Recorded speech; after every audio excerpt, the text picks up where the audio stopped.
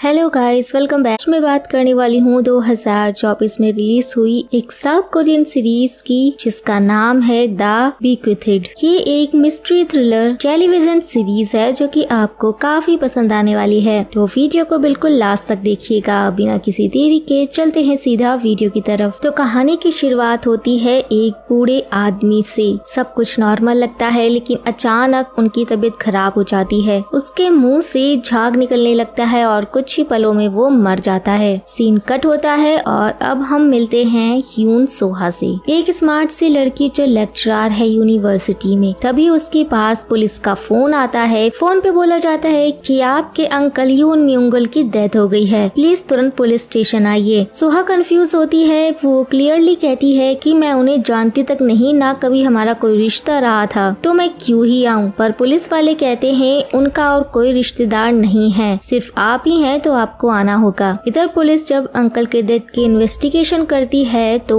उनके बगल में से एक शराब की बोतल मिलती है जिसमें मिला होता है थैलियम, जो कि एक स्लो पॉइजन है जो धीरे धीरे मार देता है इंसान को। अब केस में एंट्री होती है इंस्पेक्टर संगजुन की। वो अंकल के बंद घर का इन्वेस्टिगेशन करता है। तभी एक ओल्ड लेडी आती है, पड़ोस वाली। वो पूछती है कि आप यहाँ पर क्या कर रहे हैं। इंस्पेक्टर उससे पूछता है कि यहाँ पर कोई और रहता है क्या। लेडी कहती है म्यूंगल का एक बड़ा भाई था पर वो पागल था और शायद अब जिंदा नहीं है। सीन शिफ्ट होता है। यून सोहा अपने हस्बैंड के साथ पुलिस स्टेशन आती है। वो क्लियरली बोलती है कि मैं इस डेड बॉडी से कोई लेना देना नहीं रखना चाहती। पर तभी पुलिस वाले कैजुअली बोलते हैं कि ठीक है जाइए, जो प्रॉपर्टी उनसे मिली है वो हम ट्रस्ट को दे देंगे। प्रॉपर्टी ये सुनते ही सोहा रुक जाती है। वो पूछती है कि क्या मिला है हमें। पुलिस बोलती है कि एक कब्रिस्तान और मार्केट में उसकी वैल्यू काफी हाई है। सोहा अब मान जाती है और बॉडी ले जाने के लिए रेडी हो जाती है। जैसे ही वो स्टेशन से बाहर निकलती है एक आदमी उससे मिलता है,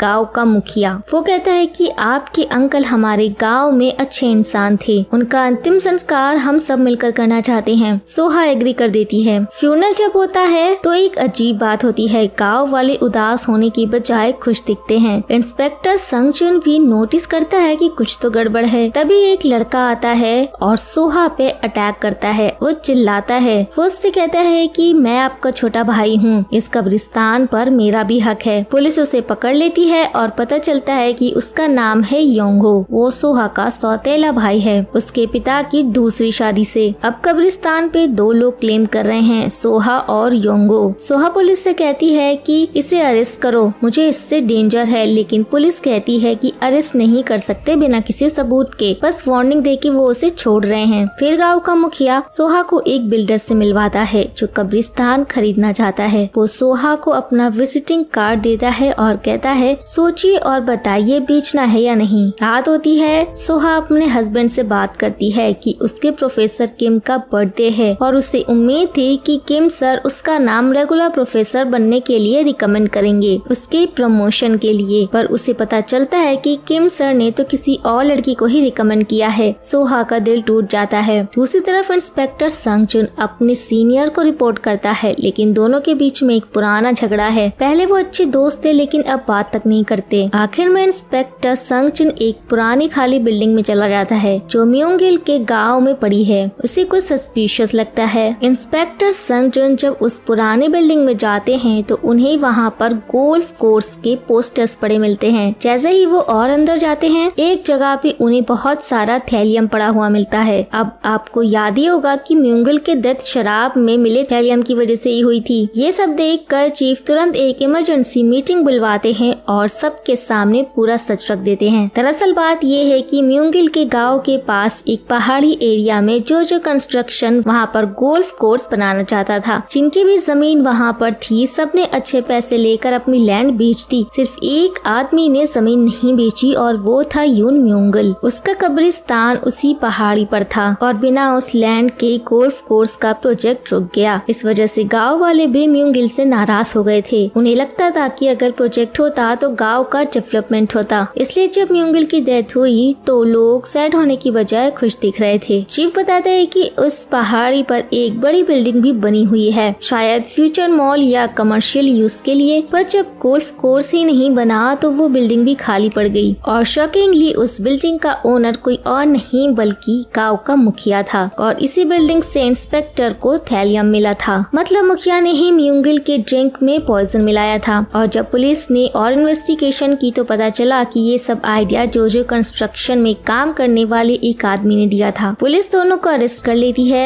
यानी ह्यून म्यूंगिल की मर्डर के पीछे ये दोनों लोग रिस्पॉन्सिबल थे, मुखिया और जोजो कंस्ट्रक्शन का वो आदमी। सीन अब कट होता है। हम वापस देखते हैं यून सोहा को, जो अपने हस्बैंड के साथ प्रोफेसर किम की बर्थडे पार्टी से वापस आ रही होती है। वो लेडी दिल से दुखी होती है क्योंकि उसे प्रमोशन नहीं मिला और किसी और को प्रोफेसर बनने का चांस मिल गया। पर इस वक्त उसका हस्बैंड उसे सपोर्ट करने के बजाय ताने मारने लगता है कि तुम कभी प्रोफेसर बन ही नहीं पाओगी, तुम हमेशा एक कॉन्ट्रैक्ट लेक्चरर ही बनकर रह जाओगी। ये बात सोहा को चुभ जाती है। दोनों के बीच में झगड़ा हो जाता है और गुस्से में सोहा उसे रात के अंधेरे में ही अकेले छोड़ के खुद घर निकल जाती है। सीन शिफ्ट होता है। उसका हस्बैंड रात के अंधेरे में एक सोने से रोड पे अकेला चल रहा होता है। तभी उसे लगता है कि कोई उसके पीछे है। वो जैसे ही पलट के देखता है, किसी ने उस पर गन तान दी होती है। एक गोली चलने की आवाज सुनाई देती है। सीन कट हो जाता है। अगले सुबह एक आदमी को एक बर्फ से जमे हुए रिवर के पास डेड बॉडी मिलती है और वो कोई और नहीं, सोहा के पति की बॉडी थी। पुलिस यहाँ पे सोहा को स्टेशन बुलाती है और कहती है कि आपके पति का कल रात को मर्डर हुआ, उन्हें गोली मारी गई थी। सोहा शॉक में चली जाती है। एक पुलिस ऑफिसर पूछता है कि कल तो आप दोनों पार्टी में थे, तो आपके हस्बैंड आधी रात को अकेली रोड पर क्या कर रहे थे? सोहा बताती है कि हमारे बीच झगड़ा हो गया था, तो मैं उन्हें रास्ते में ही उतार कर वहाँ से गाड़ी लेकर घर चली गई थी। फिर वो पुलिस से कहती है कि आप मुझ पे शक तो नहीं कर रहे हो? आपने मेरे सौतेले भाई से पूछताछ की? पुलिस कहती है कि हाँ, उससे पूछताछ हुई है, पर उस वक्त तो वो किसी और जगह पर था, ये कंफर्म हो चुका है। सोहा कुछ नहीं कहती और चुपचाप स्टेशन से चली जाती है। वो अपने पति के लिए एक शोक सभा ऑर्गेनाइज करती है। वहाँ एक आदमी आता है, एक प्राइवेट डिटेक्टिव। उसने सोहा के लिए काम किया था। एक्चुअली सोहा को अपने हस्बैंड पर डाउट था, इसलिए उसने डिटेक्टिव हायर किया था और उस डिटेक्टिव ने कंफर्म किया था कि उसका हस्बैंड किसी और लड़की के साथ अफेयर में है। फिर डिटेक्टिव सोहा से कहता है कि मेरे एक दोस्त के पास सिटी के बीच में एक बड़ी बिल्डिंग है, वो उसे बेचना चाहते हैं क्योंकि उनकी बेटी की शादी है और वो दामाद के लिए क्लिनिक खोलना चाहते हैं। आप उससे मिल लीजिए। वैसे भी आप उस कब्रिस्तान का क्या ही करेंगी? सोहा एग्री कर जाती है उस आदमी से मिलने के लिए। तभी पुलिस को क्राइम स्पॉट से एक बुलेट शेल, खाली गोली का कवर मिलता है जिसके ऊपर मैन्युफैक्चरिंग डेट लिखी होती है और यहीं से इन्वेस्टिगेशन का अगला क्लू मिलता है। उससे पुलिस को समझ आ जाता है कि ये गन काफी पुरानी होगी और तभी एक पॉसिबिलिटी पुलिस के सामने खुलती है कि क्या वो गन सोहा के पिता की थी। इसी बीच सोहा जाती है उस बिल्डिंग के ओनर से मिलने, जिससे वो नई जिंदगी की शुरुआत करने का सोच रही होती है। बिल्डिंग का मालिक बड़ा ही शांत और समझदार दिखता है। वो सोहा से कहता है कि मैं चाहता हूँ कि ये बिल्डिंग किसी रिस्पॉन्सिबल और पढ़े लिखे इंसान के पास हो। आप परफेक्ट हैं, प्लीज इसे जल्दी ले लीजिए। सोहा थोड़ा रुक कर कहती है कि दरअसल मेरी लाइफ अभी थोड़ी मेसी है। मेरा एक सौतेला भाई है योंगो, वो कब्रिस्तान की विरासत में हिस्सा मांग रहा है। पहले ये मैटर सॉल्व हो जाए, फिर मैं इस बिल्डिंग के बारे में सोचूंगी। वो आदमी जरा सा मुस्कुराकर कहता है कि अगर आपका भाई ज्यादा परेशान करे तो बताइए, हम उसे प्यार से समझा देंगे। सोहा थोड़ा कंफ्यूज होती है, फिर वो वहाँ से निकल जाती है। जब सोहा घर पहुँचती है तो उसका दिल एकदम से रुक जाता है। वो शॉक हो जाती है क्योंकि उसके घर के दरवाजे पर खून के छींटे लगे हुए थे और उनसे कुछ अजीब सा सिंबल बनाया गया होता है। वो तुरंत पुलिस को कॉल करती है। सीसीटीवी फुटेज चेक होती है और पुलिस देखती है कि जब सोहा घर पे नहीं थी तब उससे मिलने के लिए योंगो आया था। पुलिस अब उस पर डाउट करने लगती है। सोहा बार बार कहती है कि योंगो ने ही मेरे हस्बैंड का मर्डर किया है। मेरे पिता के पास एक हंटिंग गन थी और आपने ही कहा था कि मर्डर उसी टाइप की गन से हुआ है। एक पुलिस वाला पूछता है कि ये गन आपके पिता के पास कब से थी? सोहा कहती है कि जब मैं छोटी थी तब से ये गन उनके पास थी, मैंने देखा था। योंगो को पूछताछ के लिए बुलाया जाता है। पुलिस उससे पूछती है कि तुमने अपनी बहन के घर के गेट पर ब्लड से क्या बनाया था? योंगो कहता है कि मैंने एक टोटका किया था, अगर मेरी बहन पे किसी बुरी आत्मा का साया है तो वो निकल जाए। पुलिस पूछती है कि और वो खून? योंगो बताता है कि वो तो एक मुर्गे का था, ह्यूमन ब्लड नहीं था। मैं तांत्रिक नहीं हूँ, लेकिन एक बाबा के साथ काम किया है कुछ साल, वहीं से सीखा है ये सब। फिर पुलिस उससे पूछती है क्या उसके पास वो गन है जो उसके पिता के पास थी।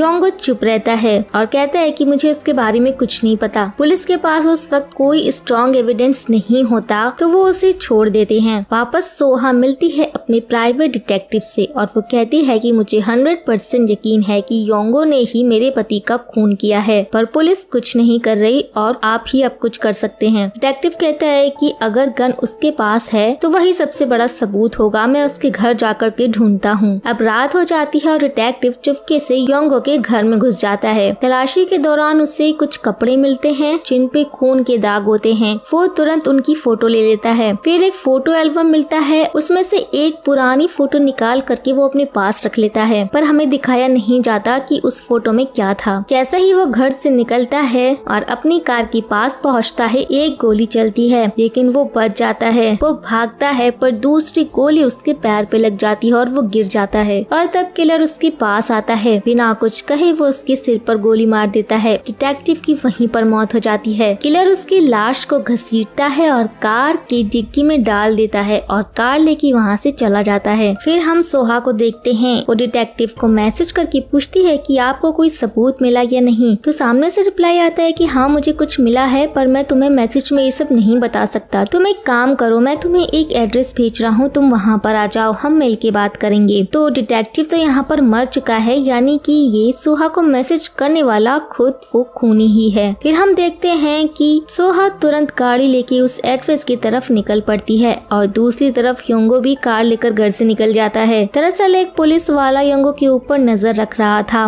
वो उसका पीछा करने लगता है और हम देखते हैं कि योंगो सोहा के पास जाता है और उसे उसकी गाड़ी को रोकने के लिए कहता है, पर सोहा अपनी गाड़ी को नहीं रोकती। योंगो उसकी कार सोहा की कार के सामने ले आता है, फिर मजबूरन उसको गाड़ी रोकनी पड़ती है और योंगो गाड़ी से उतर के सोहा के पास जाता है और चिल्ला चिल्ला के कहता है कि प्लीज तुम उस कब्रिस्तान को छोड़ दो, वो सिर्फ मेरा है, अगर तुम उस कब्रिस्तान के पीछे पड़ोगी तो तुम्हारी जान जा सकती है। तभी वहाँ पे पुलिस वाला आ जाता है जो उसका पीछा कर रहा था, फिर वो उसे पकड़ के पुलिस स्टेशन ले जाता है। डिटेक्टिव ने जो एड्रेस दिया था उस एड्रेस को वेरीफाई करने के लिए पुलिस वाला वहाँ पे जाता है, तो उसे वहाँ पे उस डिटेक्टिव की जली हुई लाश मिलती है। फिर पुलिस जब सोहा को इसके बारे में बताती है तो ये सुन के उसे बहुत बुरा लगता है, क्योंकि उसी ने डिटेक्टिव को सबूत लाने के लिए भेजा था। फिर पुलिस वाला सोहा को कहता है कि आपने डिटेक्टिव हायर क्यों किया, हम तो इन्वेस्टिगेशन कर रहे हैं ना। सोहा कहती है कि आप तो योंगो को अरेस्ट ही नहीं कर रहे हैं, आपको तो उसके खिलाफ कोई सबूत ही नहीं मिल रहे, बस उसी सबूत को ढूंढने के लिए मैंने उसे हायर किया था। दूसरी तरफ पुलिस चीफ योंगो से पूछते हैं कि तुम अपनी बहन के पीछे क्यों पड़े हो, तो वो कहता है कि मुझे लगता है कि मेरी बहन खतरे में है, वो कब्रिस्तान मेरी बहन की एनर्जी को खींच रहा है। फिर चीफ कहते हैं कि मुझे पता है कि ये सारे खून तुमने ही किए हैं, पता उस बंदूक को कहाँ छुपा कर रखा है, बस एक कब्रिस्तान के लिए कितने और लोगों को मरना पड़ेगा। तो योंगो कहता है कि मैंने किसी को नहीं मारा है। अब तो चीफ को भी ये शक होने लगता है कि ये सारे खून इसी ने किए हैं। फिर वो सबूत की तलाश में योंगो के घर जाता है और अच्छे से तलाशी लेता है। उसे वो गन चाहिए थी जिससे वो सबको मार रहा है, पर बहुत अच्छे से तलाशी लेने के बाद भी उसे वहाँ पे ऐसा कुछ नहीं मिलता जिससे वो योंगो को खूनी साबित कर सके। फिर योंगो के खिलाफ कोई भी सबूत ना मिलने के कारण मजबूरन उसे छोड़ना पड़ता है और हम देखते हैं कि एक रात योंगो अपनी कार से कहीं पर जा रहा होता है, तभी अचानक से कुछ लोग आते हैं और उसे किडनैप करके अपने साथ ले जाते हैं। अब एक बंदा योंगो को कहता है कि इस कागज पर बस एक साइन कर दो, फिर हम तुम्हें जाने देंगे, और हाँ उस कब्रिस्तान को अपने दिमाग से निकाल दो। फिर हम एक फ्लैशबैक में देखते हैं जब पुलिस फिर से योंगो को छोड़ देती है तो सोहा उस बिल्डिंग के मालिक से मिलने गई थी और वो उनसे कहती है कि ये मामला कुछ ज्यादा ही लंबा चल रहा है, पुलिस को योंगो के खिलाफ कोई भी सबूत नहीं मिल रहे हैं और ऐसे में मेरे सौतेले भाई के साथ उस कब्रिस्तान को लेके जो डिस्ट्रीब्यूट चल रहा है वो और लंबा चलेगा, तो मुझे नहीं लगता कि मैं आपकी ये बिल्डिंग को खरीद पाऊंगी। पर तभी बिल्डिंग का मालिक कहता है कि अगर आप मुझे कहेंगे तो मैं उसे डरा धमका के पूरा का पूरा कब्रिस्तान आपके नाम पर करा सकता हूँ। दरअसल सोहा योंगो से बहुत तंग आ चुकी थी, इसलिए वो उसकी बात पर राजी हो जाती है। फिर हम प्रेजेंट में देखते हैं कि जब योंगो को साइन करने के लिए कहा जाता है तो वो मना कर देता है और उल्टा उन गुंडों के साथ वो हाथापाई करता है और यहाँ से बच के भागने के लिए खिड़की से कूद जाता है और नीचे एक कार के ऊपर गिरता है। वो बहुत ही घायल हो जाता है और हम देखते हैं कि नीचे उस बिल्डिंग का मालिक खड़ा हुआ होता है। योंगो उससे मदद मांगता है पर वो उसकी मदद नहीं करता, तो वो समझ जाता है कि ये भी उनके साथ मिला हुआ है। फिर वो बिल्डिंग का मालिक सोहा को कॉल करता है और कहता है कि प्लान में थोड़ा सा चेंज है, ये आपके सौतेले भाई की हालत अभी बुरी है और उसने मेरा चेहरा देख लिया है, अब तो मुझे उसे ठिकाने लगाना ही पड़ेगा, आप टेंशन मत लीजिए, मैं सब कुछ संभाल लूंगा। ये सुनने के बाद सोहा डर जाती है, वो उसको जान से नहीं मारना चाहती थी, वो उन्हें ऐसा करने से मना करती करती है, लेकिन वो लोग उसकी बात नहीं सुनते और कॉल कट कर देते हैं। दूसरी तरफ हम संगजन को देखते हैं जो कि पुलिस चीफ से कहते हैं कि सर मुझे लग रहा है जरूर ये सभी मर्डर्स का लिंक उस कब्रिस्तान से जुड़ा हुआ है, क्योंकि म्यूंगिल की मौत के बाद ही ये सभी मर्डर्स होना शुरू हुए हैं। हमें म्यूंगिल के बारे में थोड़ा डिटेल्स में पता करना पड़ेगा। तो पुलिस चीफ कहते हैं कि हमें पूछताछ के दौरान एक फैमिली मिली थी। म्यूंगिल के पेरेंट्स जहाँ पर रहते थे ये लोग भी वहीं पर रहते थे। वो लोग म्यूंगिल की फैमिली के बारे में बहुत कुछ जानते हैं। संगजन और चीफ उस फैमिली से मिलने जाते हैं और म्यूंगिल के परिवार के बारे में पूछते हैं। तो वो बताते हैं कि म्यूंगिल का एक बड़ा भाई था और एक छोटी बहन थी, पर बड़ा भाई अपनी बहन को बहुत ज्यादा प्यार करता था। जो भी उसकी बहन को चिढ़ाता था वो उससे बहुत मारता था। फिर वो लोग बड़े हो जाते हैं और अचानक से एक दिन म्यूंगिल का बड़ा भाई और छोटी बहन घर से भाग जाते हैं, कहीं दूर जाके एक दूसरे के साथ रहने लगते हैं। तो ये सुनने के बाद संगजन कहते हैं कि तो इसमें गलत क्या है, दोनों भाई बहन अकेले नहीं रह सकते क्या? तो वो बताती है कि कोई भला अपनी बहन के साथ रहने के लिए अपनी पत्नी और बेटी को छोड़ कर के क्यों जाएगा? और फिर कुछ लोगों ने तो उन दोनों को एक छोटे लड़के के साथ भी देखा था, वो जरूर उन्हीं का बच्चा होगा और इसीलिए ये दोनों सबसे छुपके रह रहे थे। म्यूंगिल की छोटी बहन चाहती थी कि उसके बेटे को समाज नाजायज औलाद ना कहे, इसलिए वो उसके बेटे को एक गुरु माँ के पास छोड़ के उसकी जिंदगी से हमेशा के लिए गायब हो जाती है। फिर संगजन कहते हैं कि आपने थोड़ी देर पहले कहा था कि म्यूंगिल की छोटी बहन को कुछ बच्चे चिढ़ाते थे, क्या आप हमें बता सकते हो कि वो लोग आखिर उसे क्यों चिढ़ाते थे? तो वो कहते हैं कि दरअसल उसके ऊपर वाले होठ जन्म से ही कटा हुआ था और इलाज कराने में देरी होने के कारण बच्चे उसे चिढ़ा रहे थे। तो यहाँ पर आता है सीरीज का सबसे बड़ा ट्विस्ट। संगजन को याद आता है कि जब वो म्यूंगिल के घर गया था तभी वहाँ पर एक ओल्ड लेडी आई थी और उसके ऊपर वाले होठ में कट का निशान था, यानी कि गाइस वो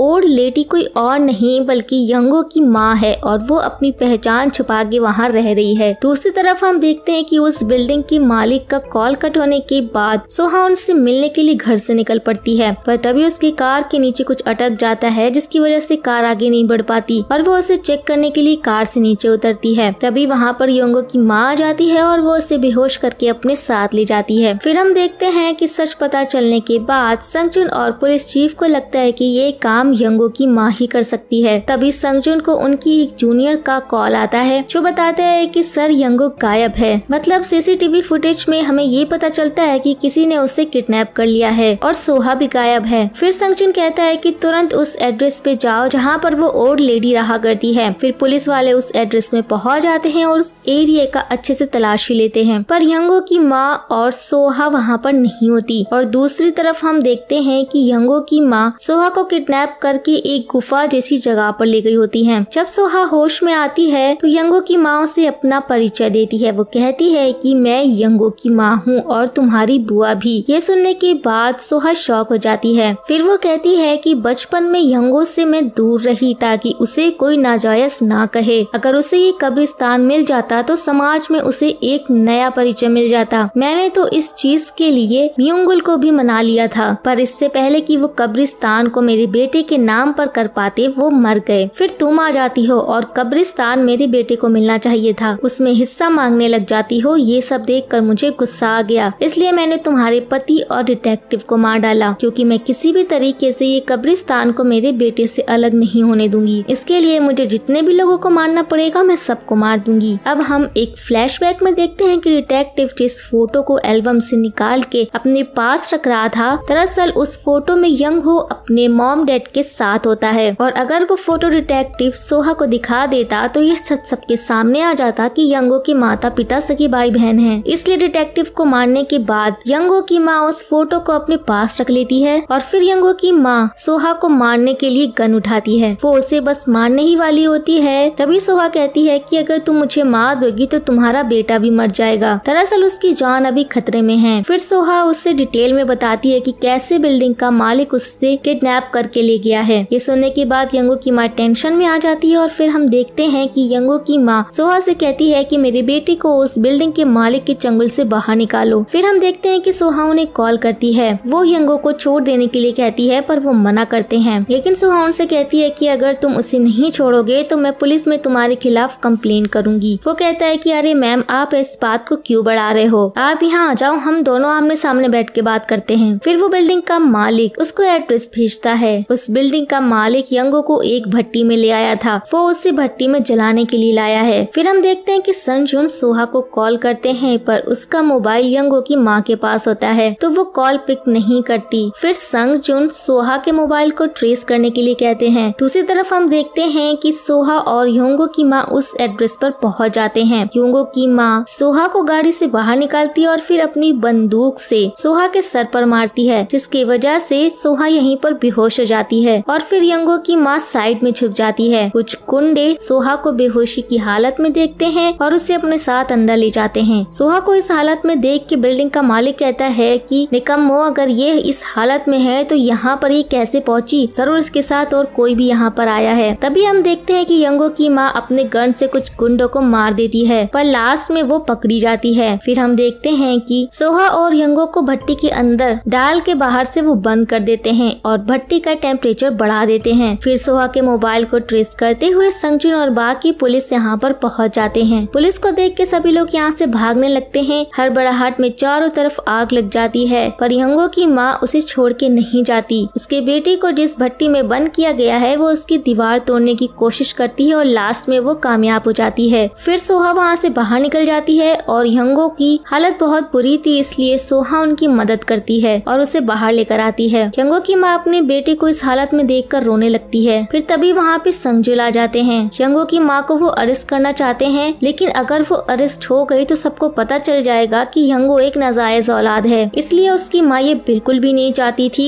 समाज को इसके बारे में कुछ भी पता चले, इसलिए वो खुद ही आग के अंदर चली जाती है और जल के मर जाती है। फिर हम देखते हैं कि उस बिल्डिंग के मालिक को भी अरेस्ट कर लिया जाता है और इसी के साथ ये सीरीज यहीं पर एंड हो जाती है। सो गाइस, आपको वीडियो कैसा लगा हमें कमेंट करके जरूर बताइएगा। वीडियो को लाइक और चैनल को सब्सक्राइब करना बिल्कुल भी ना भूले। अब हम मिलते हैं नेक्स्ट वीडियो में, तब तक